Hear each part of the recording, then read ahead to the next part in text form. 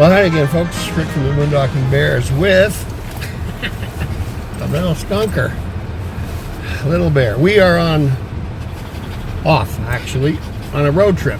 We're headed to Savanagh, Georgia and Charleston, South Carolina. It'll take us a couple days to get there because I'm not going to rush it. I'm getting a really late start. It's 3:45 in the afternoon. I wanted to leave at 5 a.m., but we had a bit of an issue with stepping on some glasses and had to get them replaced. So no big deal. We're just a little slow getting going. So anyway, here we go. We'll talk to you soon.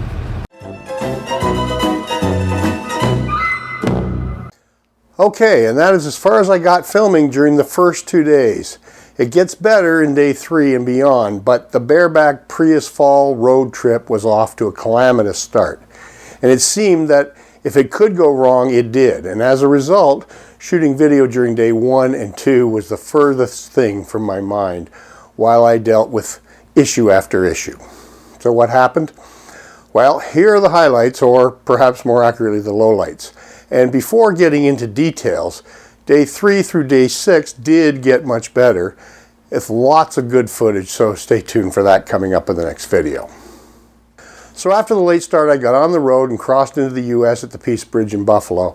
No issues there, as I've done it 1,000 times, and with Little Bear in his service dog vest, the border guards didn't even want to see his rabies or shots record. That's kind of normal.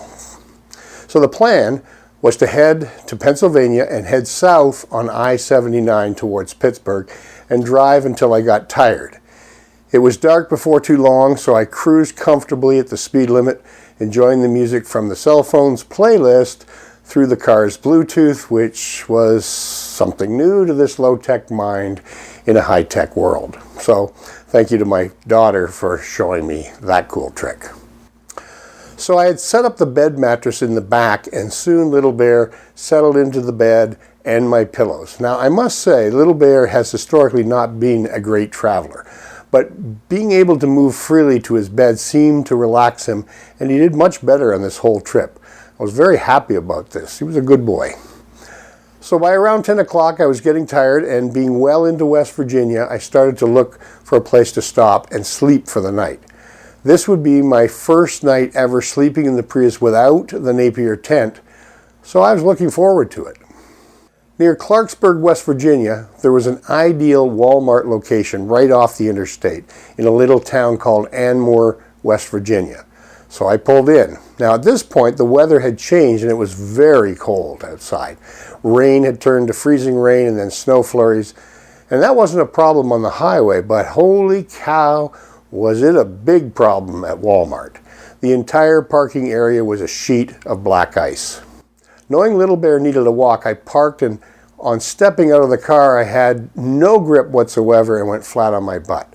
You couldn't stand up without holding onto the car.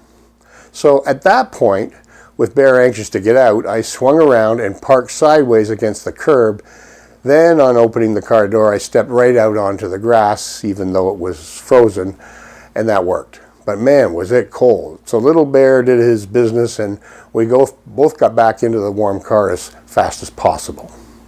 Then moving and reparking normally, it was time to set up and get some sleep, and that was when the first of 2 realizations about Prius camping hit hard. The first is organization. Once parked for the night, I needed to shuffle and rearrange my gear in the back to make room for the bed area. So that meant getting out and opening the hatch, and baby, it was way too cold to be doing that. However, at that point I had no choice, so the deed was done, and I got everything into order. The front seats were moved as far forward as possible, the bed finalized, the cooler moved to the front seat, got the laptop out so I could plan my next day, and was pleasantly surprised to find how much room I had sitting behind the front driver's seat in that chair. It was actually very spacious. Well, except for one problem. Now, jumping forward to one of the summary conclusions made when arriving home a week later was that I had too much stuff with me. And here was the first evidence of it. So for example, I brought along this porta potty for emergency use. Now, it turned out I didn't need it. And worse again, there was no place in the Prius for it. It just didn't fit anywhere when the bed was set up in night mode. So it ended up under my feet while sitting in the back driver's side seat, limiting the ability to stretch my legs, which were otherwise there was lots of room. So lesson 1, rethink bringing that along again. And besides, the reality is there are just tons of places to do your business while on the road. Now, a nighttime pee bottle is a different story. You need one of those, particularly on a night as cold as this first one was. Now, I should also mention that the poor way I packed the car made standing outside in the cold with the hatch open to find, then hook up my CPAP machine to the inverter was a chilling experience. So I decided I wouldn't do it, and I'd just go without for the night. Finally, getting us snuggled in for the night, clearly something was wrong. It felt like I was lying directly on the lumpy Prius surface, because I was. The Lightspeed self-inflating mattress wasn't inflated.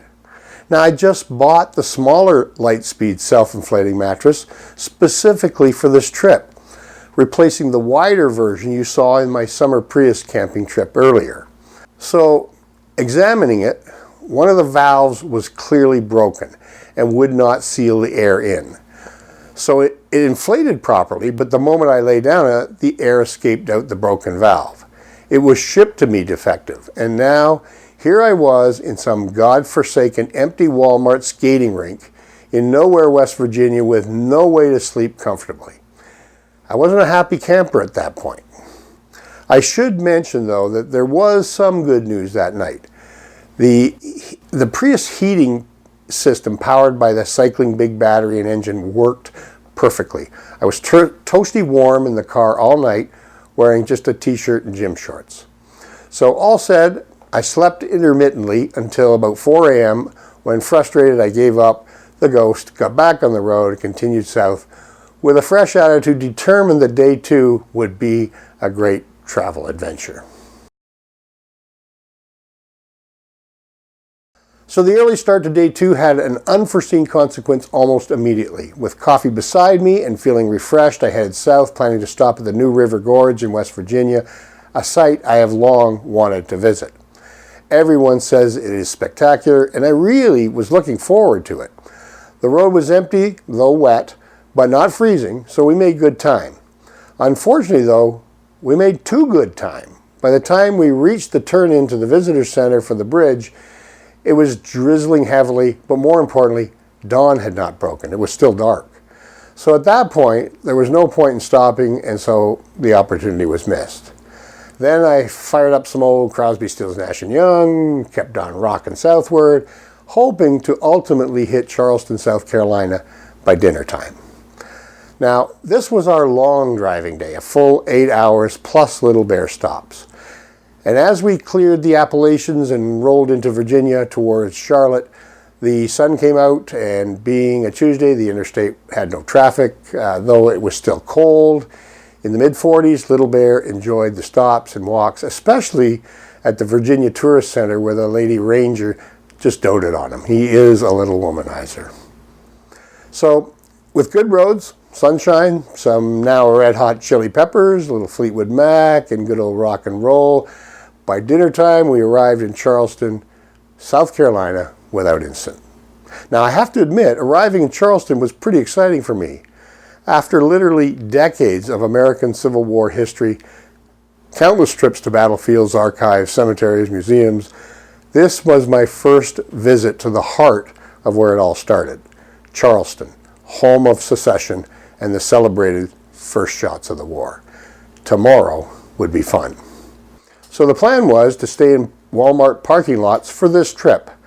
Not the most scenic or appetizing of choices, but this was a trip to experience and learn more about bareback Prius camping. Now, a Prius Camping Facebook group member recommended the Folly Road Walmart in Charleston as an excellent place to overnight. Way at the back, you could park against a tree line with almost a park-like setting. So Little Bear and I headed there and parked to set up for the night. The Hot Logic Mini heated up some grub for us, and while still chilly, it was nice to get out, stretch the legs, and then set up the car for the night properly. And that was the plan. However, it didn't take long for the second major calamity to hit, and this one was a big problem, effectively changing the rest of the trip. So after supper, I pulled out the CPAP machine, plugged it into the inverter, preparing to get a decent night's sleep. I had tried earlier to find a replacement equivalent for the broken Lightspeed mattress, to no avail. However, I did have a thick goose down duvet with me that provided enough comfort and warmth to manage. So now the moment of truth and our next meeting with calamity. Properly plugged in and with the Prius engine on, I turned on the CPAP and beep, beep, beep, the inverter blew. Brand new, professionally installed, and yeah, you're kidding, right? No, I'm not kidding at all. The inverter wasn't working. So I got out, opened the hatchback, shuffled everything around, and took a look at the thing. The inverter has a green light now off, and the red one was on. Now, it's not a good sign. So initially, I thought, okay, the fuse I had installed to protect everything must have blown, and since I had an extra one with me, this would be fixable. But then it came to me, wait a minute, the red inverter light on the inverter was on, meaning it was getting power. So it could not be the fuse. The fuse was in fact still good. Now what to do? So as previously said in several videos, I am not an electrical guy. So troubleshooting and fixing this was beyond replacing a fuse was out of my skill set. I was stuck and faced a second night without a CPAP machine. Not a prospect I relished. So now let me jump forward to when I got home from the trip a week later and took the Prius over to the fellows that installed the inverter. After examining it and testing everything, they discovered the thing was fried on the inside. Now, this was not a complicated install, and while the inverter worked and the hot logic, it blew up when the CPAP was plugged in. I brought the CPAP with me to the technicians, and together we double-checked everything to ensure the CPAP specs and actual draw on the inverter was within specs, and it was. It's a 600-watt pure sine wave inverter, and after double-checking my CPAP only drew 132 watts, it was clear the inverter should have worked. So they believe the inverter was defective from the outset. Anyway, it is what it is, and now back to my dilemma in Charleston, South Carolina. So now, with no inverter and hence no AC to power the CPAP in the car, do I call the adventure off and go home, or get a motel, forget about the problems, carry on and enjoy the sights? It wasn't a hard decision in the end, and this is why you always have emergency funds when traveling. There was nothing but a cold front and a snowstorm awaiting me at home, and though chilly at the moment, it was due to get up to 70 degrees in Charleston for the next few days, so the decision was pretty easy. Screw the mattress and the inverter, I'm staying. I got online, reserved the next 3 nights at the Charleston South Motel 6, and I was done and dusted. So off Little Bear and I went for the 5-mile drive to the motel, checked in, and as you can see, Little Bear was thoroughly disgusted with this packing and unpacking thing, so decided to guard the door instead, letting me empty the car. Little devil. So anyway, that ended the bad part of the trip. In the morning, it would be day 3 in the sunny sights of Charleston, South Carolina. So as always, smile, enjoy, be charitable, and talk to you again soon. Thanks for watching.